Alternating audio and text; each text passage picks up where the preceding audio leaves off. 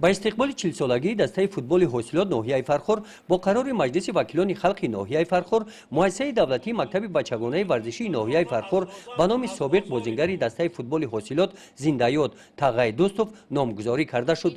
با این مناسبت در ورزشگاه مرکزی ناحیه با اشتراک نمایندگان مقامات اجرایی حاکمیت دولتی ناحیه، نزدیکان، دوستان و ورزشگران ناحیه در جماعت ایدانه قید کرده شد که تاگای دوستوف یکی از چهره‌های شناخته میباشد که با اقدام و تشبث‌های وطن دوستانه در رشد ورزش ناحیه موقع کلان را صاحب بوده در سمت رشد بازی فوتبال و تربیت فوتبالبازان نورس منطقه سهم ارزنده گذاشته است. در این گوشه دستاوردهای ورزشی ناحیه فارخور با اشتراک تاگای دوستوف گرد آورده شدند.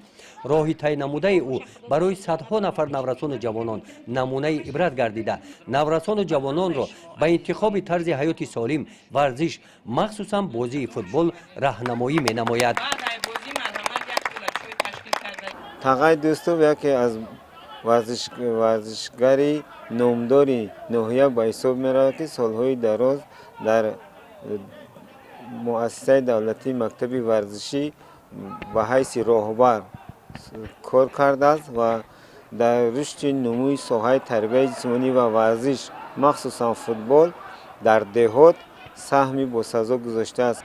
در دایره این چوربینی در ورزشگاه مرکزی ناحیه فارخور بین دسته های فوتبالبازان سابقه‌داران ناحیه فارخور و واسه بازی رفیقانه دایر کرده شد.